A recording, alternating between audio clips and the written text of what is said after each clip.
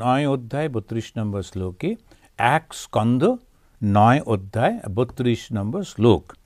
ইতি মতি, মতি মানে মন, আমার চিন্তা, এইরকম যেন আমার চিন্তা, আমার মনটা উপকল্পিতা, সমর্পিত হোক। সে কার বরে না, কীরকম মন?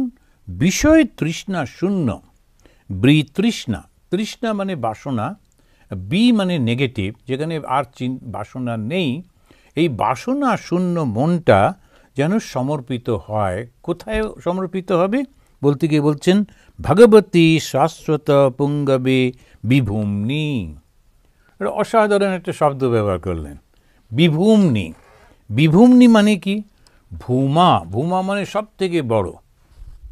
এই ভূমাকেও ছাড়িয়ে গেছেন যিনি, অর্থাৎ বড় থেকেও বড়, শ্রেষ্ঠ থেকেও শ্রেষ্ঠ, যার থেকে আর কোনো কিছু শ্রেষ্ঠ নেই, তিনি হচ্ছেন বিভূম্নি। তা এই ভাগবতে এই শব্দগুলো খুব সুন্দর সুন্দর শব্দ ব্যবহার করেছেন, সংস্কৃত শব্দ। তা বিভূম্নি মানে হচ্ছে ভূমাকেও যিনি ছোট করে দিয়েছেন। যেন ভূমা বলতে আমাদের যেটা কল্পনা আছে যে বিশাল বিশাল বিশাল বিশাল, সেই তোমার যে কল্পনার বিশালতা তার থেকেও বড়। এটা বলতে গিয়ে বলছেন যে তার থেকেও বড় যিনি, কল্পনা করে যে একটা বড় কল্পনা আমরা করি, তার থেকেও এটা হচ্ছে বড়। তো তিনি কে না, ভগবতী, অর্থাৎ ভগবানে। এই ভগবানটা কীরকম না, শাশ্বত পুঙ্গবে, তিনি যাদব কুলের মধ্যে শ্রেষ্ঠ। এখন এটাতেই প্রশ্ন আসছে, যিনি এবারে তিনি যাদব কুলে অবতীর্ণ হয়েছেন, শ্রেষ্ঠ যাদব, কিন্তু কেন অবতীর্ণ হয়েছেন? স্বাভাবিকভাবে প্রশ্নটা জাগবে যে ভগবান যাদব কুলে অবতীর্ণ হলেন কেন? তার উত্তরে বলতে গিয়ে বলছেন, স সুখম উপগতে কচিত বর্হিতুম। এটা হচ্ছে 32 নম্বর শ্লোক, 9 অধ্যায়ের স সুখম উপগতে। এখন ভগবান সম্পর্কে একটু একটু করে ধারণা দিচ্ছেন। একটা বললেন বিভূম্নি, যিনি বিভুকেও ছাড়িয়ে গেছেন, ভূমাকেও ছাড়িয়ে গেছেন, বিশালতার থেকেও বিশাল। তারপরে বললেন স সুখম উপগতে, নিজেই নিজের মধ্যে যিনি আনন্দে থাকেন, স সুখম। আর আনন্দের দরকার নেই। শব্দটা কেন বললেন? ও তাহলে আমরা যেমন বন্ধু বান্ধব আত্মীয় স্বজন ছাড়া থাকতে পারি না, তাহলে ভগবানেরও সেই দশা, ও বন্ধু বান্ধব ছাড়া থাকতে পারে না, লোকজন একটু চাই। সেই জন্যেই বোধহয় ও জগতে, ও তা কিন্তু না, ও নিজের আনন্দে থাকেন, সহ সুখম, নিজের আনন্দেতেই থাকেন। কর কশ্চিৎ, কিন্তু কখনো কখনো বর্হিতুম, বিহার করার জন্যে, বিহার মানে হচ্ছে বেড়ানো, এখানে হচ্ছে লীলা, তিনি খেলা করার জন্যে, যেন তিনি খেলা করবেন বলে প্রকৃতিম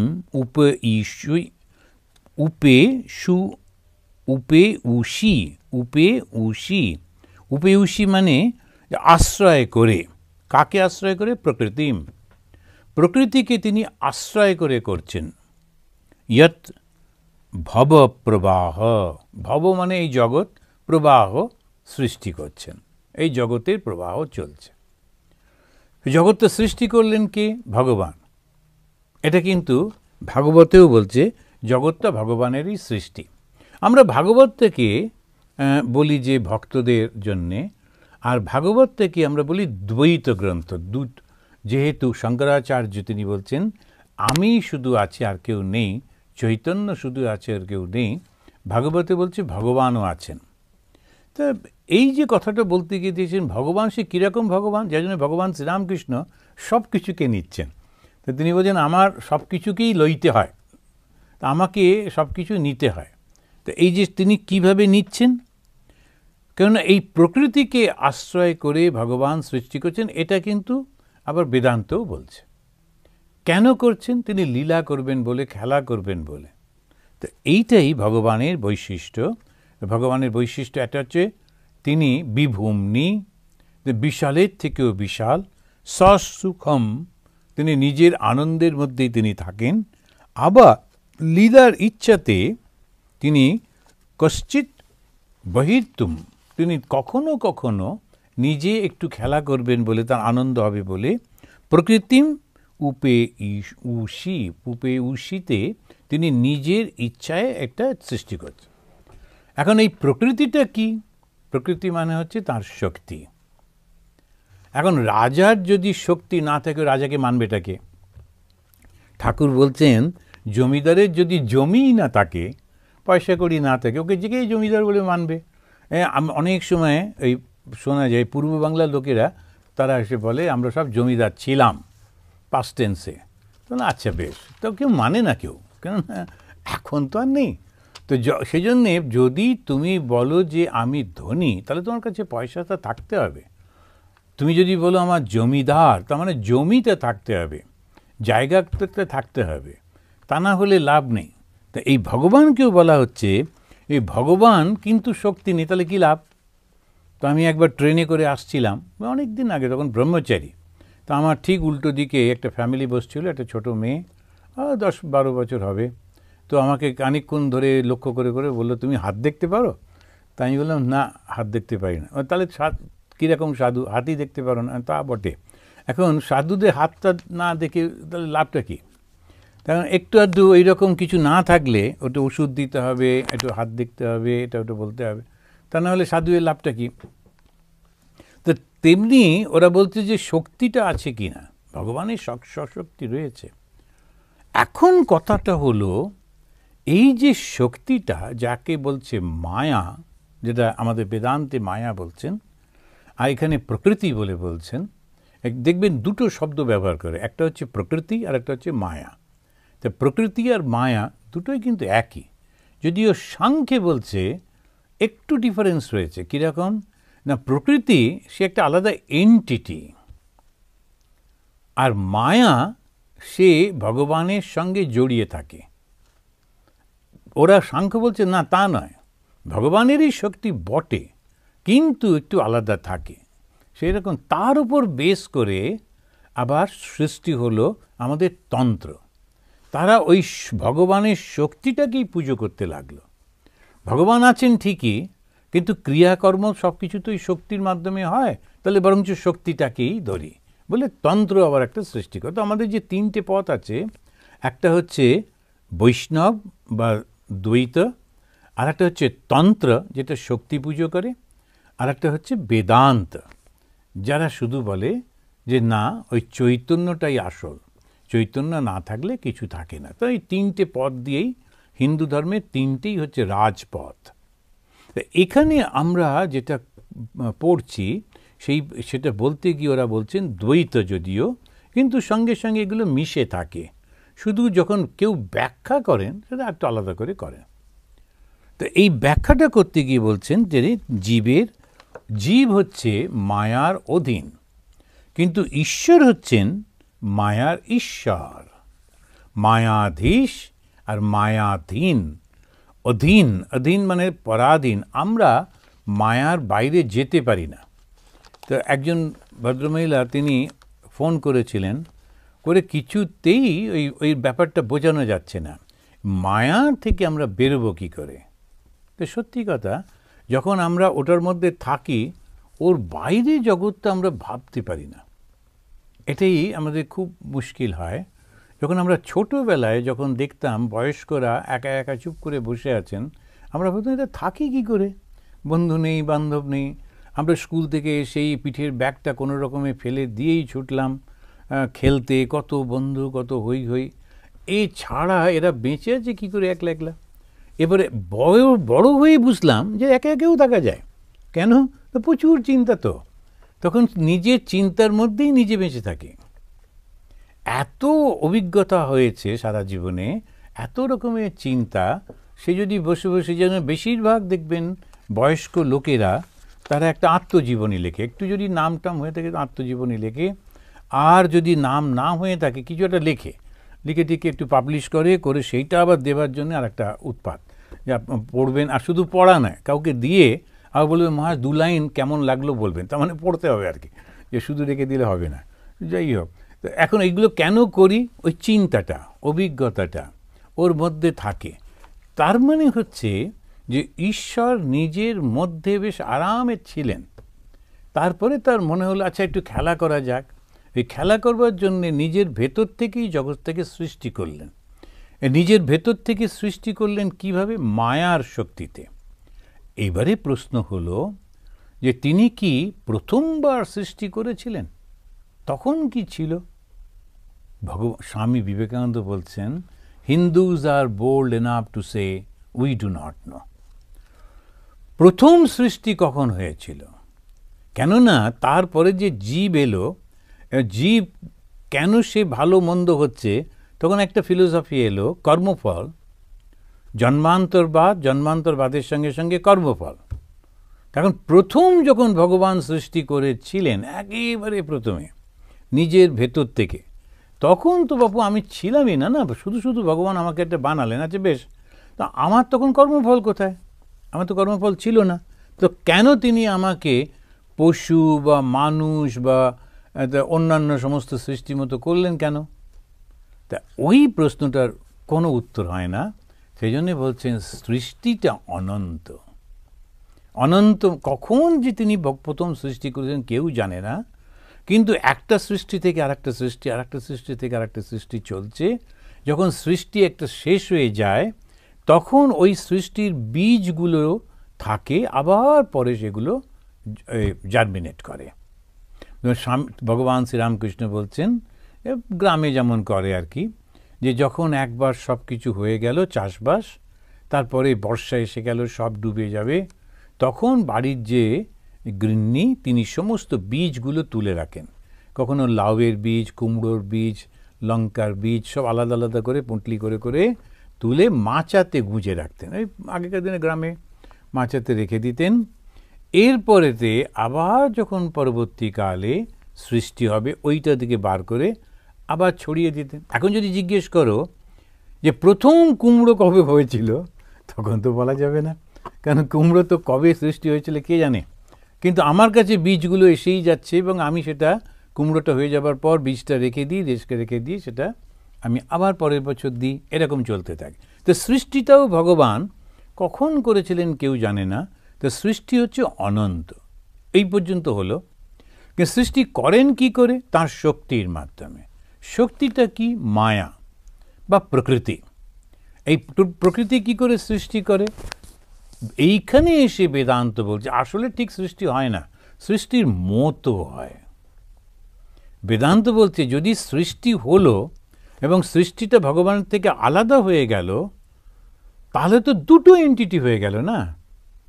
আমি সৃষ্টি করে যদি সৃষ্টি থেকে আলাদা হয়ে যাই, তাহলে তো আমি দুটো এন্টিটি। এক, দুই হচ্ছে ভগবান স্বয়ং যদি সৃষ্টি করেন, তার মানে সৃষ্টিকর্তা কর্ম করছেন, আর কর্ম করতে গেলেই তার মধ্যে সত্য রজতম তিনটে গুণ এসে যাচ্ছে, কখনো ভালো, কখনো মন্দ, কখনো দুটোর মিশ্রণ।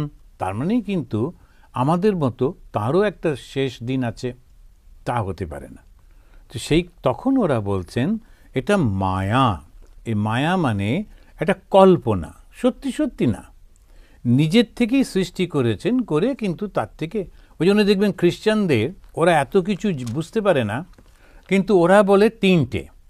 একটা হচ্ছে যে গড, তারপরে সান, কিন্তু গড যদি সানের কাছে আসেন তাহলে তো লিমিটে হয়ে যাবেন। ওই জন্য মাঝখানে একটা হোলি গোস্ট রেখে দিয়েছে, ওটাকে ওরা বর্ণনা করতে পারছে না, ওরা ঠিক বুঝতে পারছে না ওটা কী।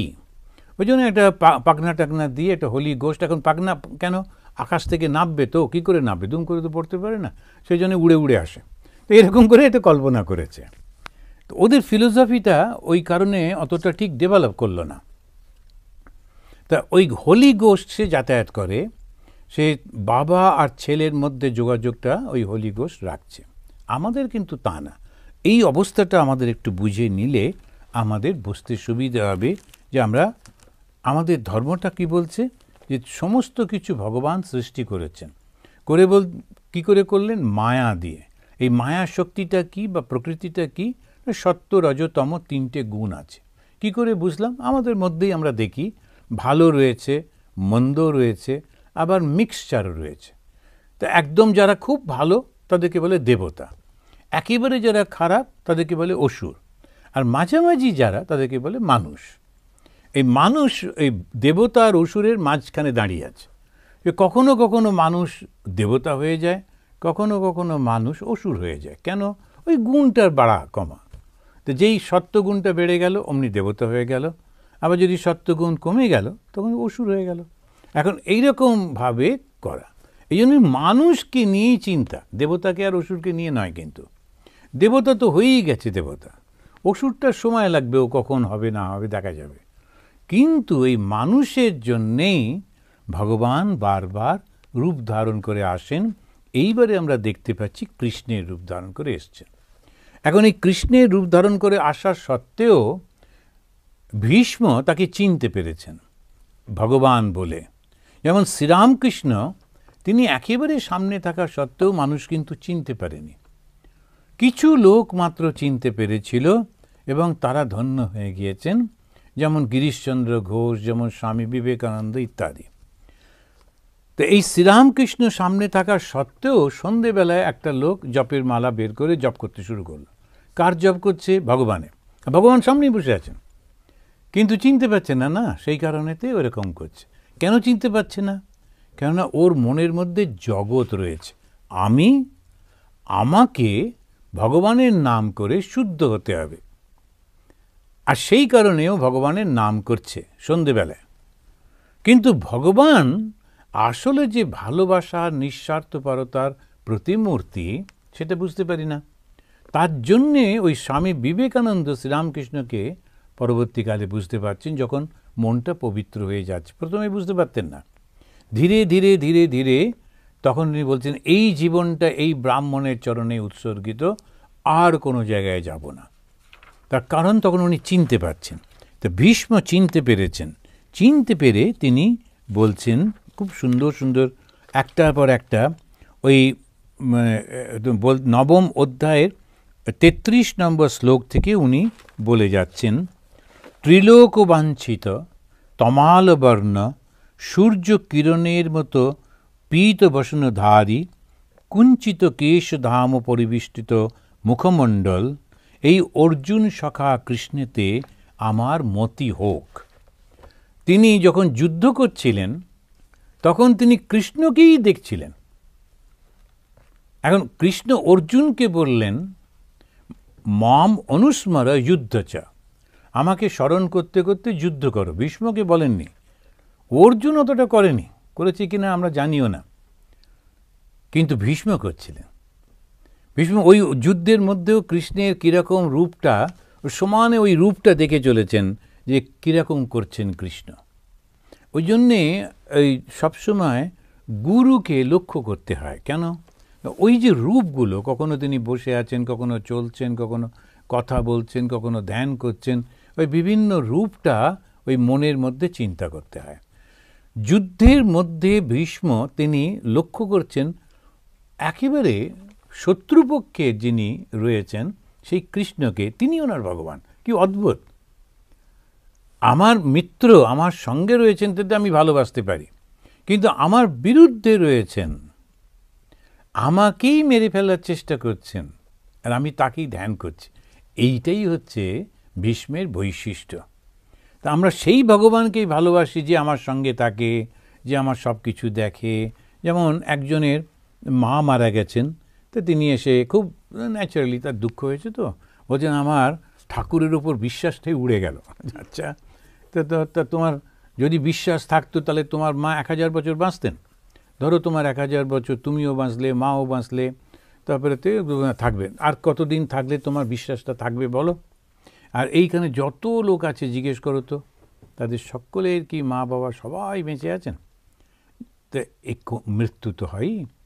তা এতদিন তোমার মা ছিলেন ইত্যাদি, সেটা মনে থাকলো না। যেই মুহূর্তে মারা গেলেন অমনি রাগ হয়ে গেল, অমনি তুমি, তার মানে তোমার স্বার্থটুকু থাকলে ভগবান ঠিক আছে, স্বার্থটা না থাকলেই ভগবান খারাপ হয়ে গেলেন। এইরকম তো হবে না।